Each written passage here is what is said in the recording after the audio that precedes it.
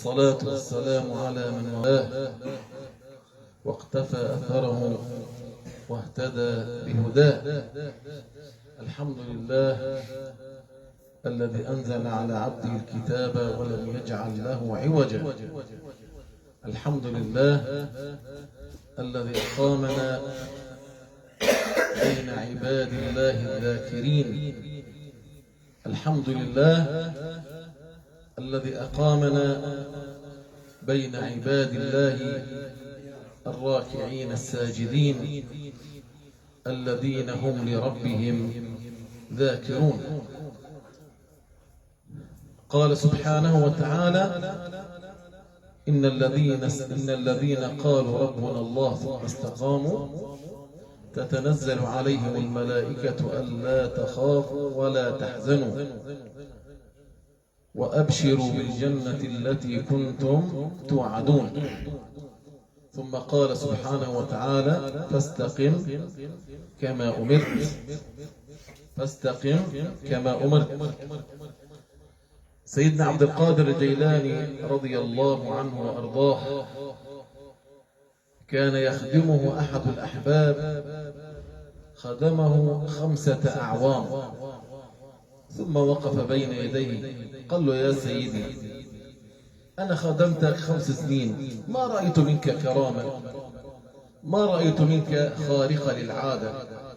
بينما أشوف الشيخ فلان يضرب بالشيش، الشيخ فلان ما شاء الله حدثت عنه كرامة وحدثت على إيديه خارقة للعادة وكذا، والشيخ فلان أنت سبحان الله يعني 5 سنين ما شفت منك ولا خارقة للعادة. قال: يا بني كم بقيت معي؟ قال: 5 أعوام. قال: يا بني هل رأيتني تركت فرضا فرضه الله علي؟ قال: لا يا شيخ. قال: يا بني هل رأيتني أفطرت يوما في رمضان؟ قال: لا. قال: يا بني هل رأيتني تركت نفلا من قيام ليل أو صلاة ضحى أو أوابين؟ قال: لا. قال: يا بني هل رأيتني سببت وشاتمت أحدا؟ قال: لا. قال: يا بني هل رأيتني أكلت درهما من حرام؟ قال: لا. سبحان الله، سيدنا عبد القادر يسأل وهذا المريد يجيب كل سؤال لا لا لا. قال: يا بني هذه هي الكرامة، هذه هي الكرامة. الاستقامة عين الكرامة. الاستقامة هي عين الكرامة. سيدنا عبد القادر الجيلاني رضي الله عنه يا أحباب في مثل هذه الأيام كان مولده، ولد في 11 تقريبا من ربيع الثاني، ويقال في 15 ويقال أقل أو أكثر يعني، وإنما في هذه الأيام ولد سيدنا عبد القادر رضي الله عنه وأرضاه في منطقة اسمها جيلان. جيلان تبعد عن بغداد ما يقارب 40 كيلومترا في بغداد في العراق. سيدنا عبد القادر الجيلاني رضي الله عنه وأرضاه كان نسبه إلى الحسن بن علي، كان اسمه أبا محمد عبد القادر ابن موسى ابن عبد الله ابن كذا وكذا حتى يصل إلى الحسن ابن علي رضي الله عنهما ابن فاطمة الزهراء، ثم نسبهم إلى رسول الله صلى الله عليه وسلم. وكان نسبه من أمه إلى سيدنا الحسين، كان حسنا حسينيا رضي الله عنه وأرضاه. نسبه من طرف أبوه إلى سيدنا الحسن، ونسبه من أمه إلى سيدنا الحسين، يعني احنا كنا أخواله رضي الله عنه وأرضاه. سيدنا عبد القادر الجيلاني، سيدنا عبد القادر الجيلاني رضي الله عنه وأرضاه نشأ في بغداد وتربى في بغداد على أيدي علماء، والعلماء الذين ربوا سيدنا عبد القادر كانوا أكثرهم من الأولياء ومن الصلحاء. ونشأ سيدنا عبد القادر يا أحباب نشأة الطالب الذكي. كان سيدنا عبد القادر من الأذكياء، حتى يروى أنه عندما كان غلاما ويدرس في مدرسة كان الأستاذ يقربه من مجلسه دائما، يعني دائما تعال يا عبد القادر، روح يا عبد القادر، حطه في الصف الأول، قال عبد القادر، فعل عبد القادر. الطلاب غاروا منه، اشتكوا لأهلهم. جاء أحد الناس، أحد الآباء لأحد الطلاب، قال له: يا أستاذ، لقد علمنا بأنك يعني تقدم عبد القادر على باقي الطلاب، طيب ما الذي ميزه؟ قال: والله ميزه ذكاءه، عبد القادر من الأذكياء ومن العاقلين ومن أهل العقل وكذا وكذا. قال: كيف ذلك؟ طلابك كلنا أولادنا وكذا. قال: طيب ماشي، اليوم غدا تعرف من عبد القادر. أجل سيد آل الأستاذ قال لهم للطلاب: اليوم بتروحوا على البيت، كل واحد يأخذ دجاجة ويذبحها في مكان لا يراه فيه أحد. طلاب أطفال هذول، كل واحد يأخذ دجاجة ويذبحها في مكان لا يراه فيه أحد. ذهبوا، عندما عادوا: هذا جيد، وين ذبحتها؟ قال له: ذبحتها في غرفة وأغلقت علي الغرفة. الثاني قال: في خيمة. الثالث قال له: فوق السقيفة. الواحد الثاني قال له: في كذا. عندما أجوا يا عبد القادر كلهم ذبحين الدجاجة، وإن سيدنا عبد القادر كان غلاما جاء يحمل الدجاجة بين يديه ولا يذبحها. عند الشيخ كلهم ذبحين الدجاجة، كل واحد أدلى بحجته. سيدنا عبد القادر يعني طأطأ برأسه أمام الأستاذ. قال الأستاذ: يا عبد القادر، كلهم قد أدلى بدلوه وأدلى بحجته، فلما لا تذبح الدجاجة؟ قال: يا أستاذ، والله أينما ذهبت أعلم بأن الله يرى. أذهب إلى الغرفة فإن الله يشاهدني، أذهب إلى مكان مخفي فإن الله يراني، لا أجد مكانا لا يراني فيه الله سبحانه وتعالى. يعني أولياء التلاميذ واقفين عم يتفرجوا. فقال الأستاذ لأولياء الطلاب، قال لهم: هذا الذي ميز عبد القادر عن باقي التلاميذ، هذا الذي ميز عبد القادر عن باقي التلاميذ. عبد القادر الجيلاني رضي الله عنه كان مشهورا بالصدق يا أحباب، كان صادقا وكان تاجرا صدوقا. عندما كان غلاما، يعني ما هو أكثر من 15 سنة، دون 15 سنة، كان هناك تجار سيذهبون من بغداد إلى بلد أخرى ليتاجرون. فقال عبد القادر لأمي: سأذهب معهم. قالت: اذهب يا بني. وجعلت له 100 دينار في نطاقه في الحزام وخبته. قالت له: دير بالك. قال: أوصني يا أماه. قالت: أوصيك بالصدق يا عبد القادر، إياك وأن تكذب. اسمعوا يا أحباب.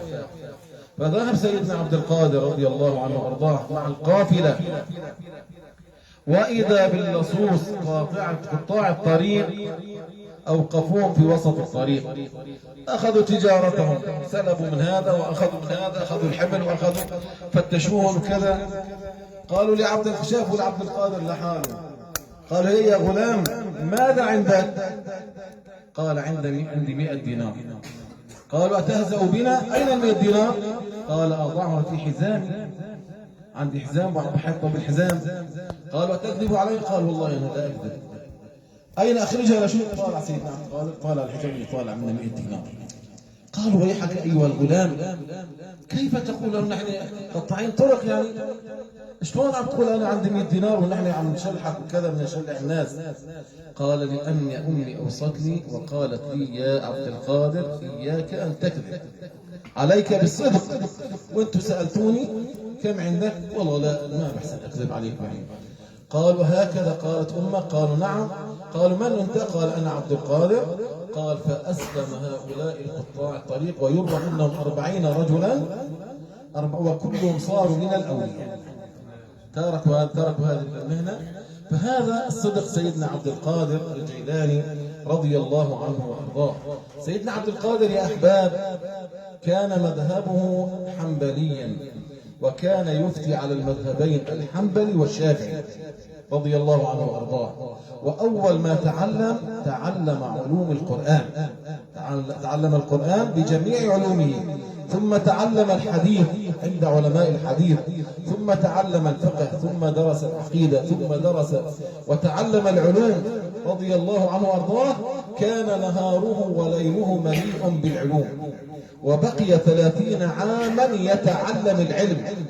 ظل 30 سنة يدرس ويتعلم القرآن، الحديث، الفقه، وهكذا رضي الله عنه وأرضاه.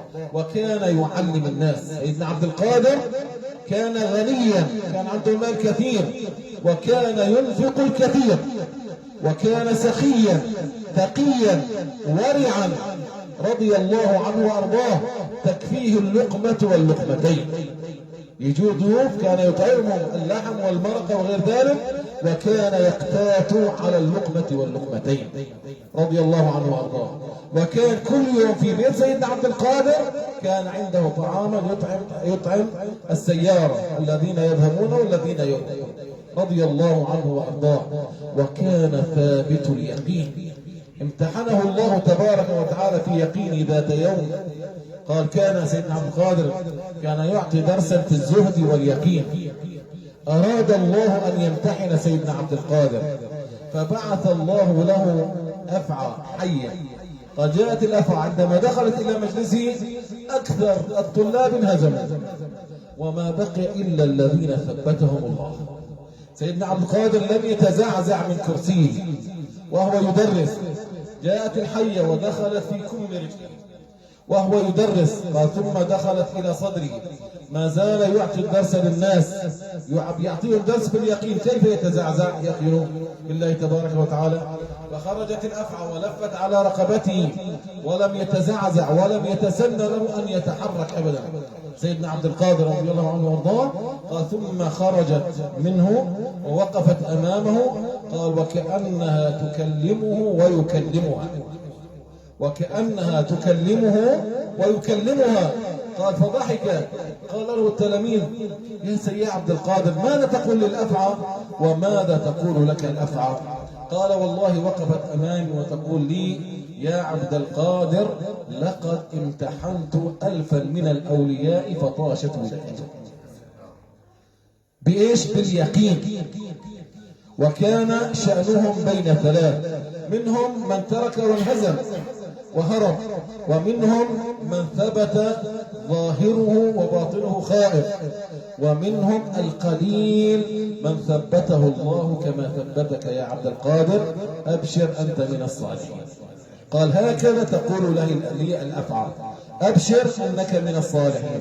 وامتحن الله تبارك وتعالى كذلك دين سيدنا عبد القادر. أصعب امتحان يا أحباب الامتحان في الدين، هذا الابتلاء في الدين والعياذ بالله تعالى.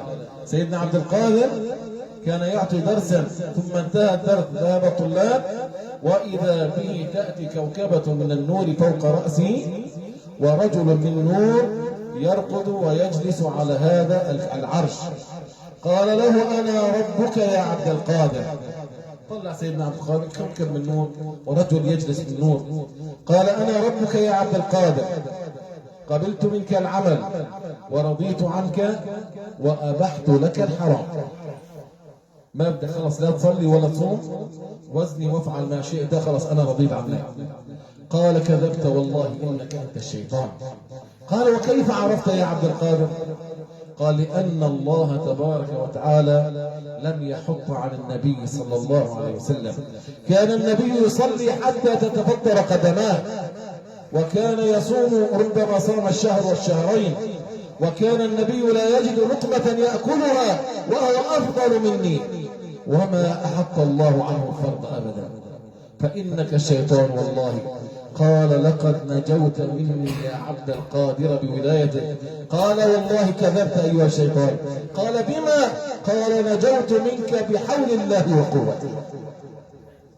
أراد أن يوقعه، يعني أنت نجوت بولايتك يا عبد القادر. قال لا والله كذبت، وإنما نجوت بحول الله وبقوته.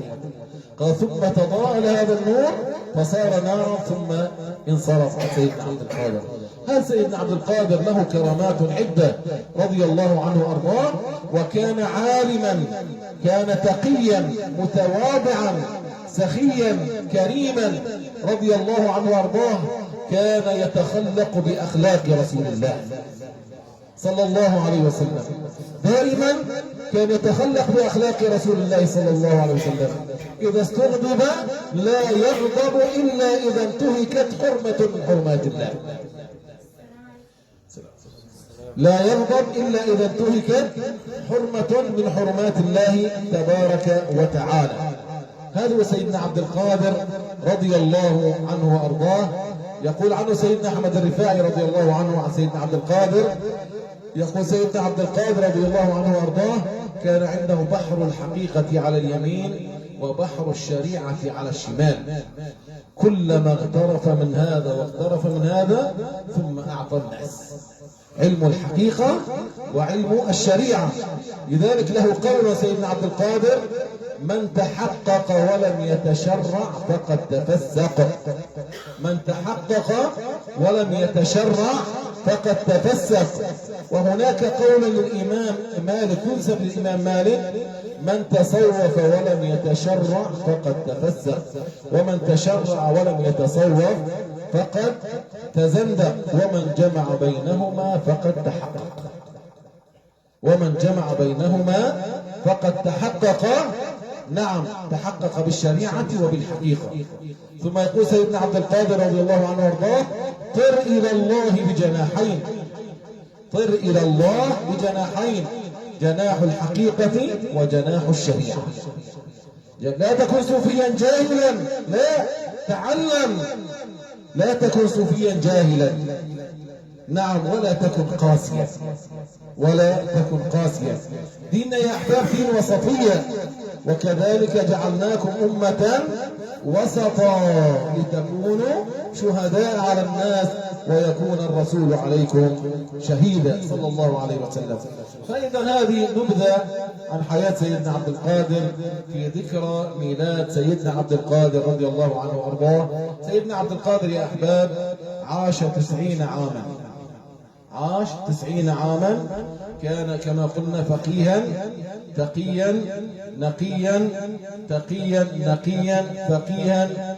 كان يفضي على المذهبين، المذهب الشافعي والمذهب الحنبلي، وكان يعتنق المذهب الحنبلي رضي الله عنه وارضاه. لو اردنا ان نسرد كرامات الامام سيدنا عبد القادر فانها لا تعد ولا تحصى. والان هي الطريقه القادريه المشهوره المنتشره في جميع البلاد، هي طريقه سيدنا عبد القادر الجيلاني رضي الله عنه وارضاه. والحمد لله رب العالمين.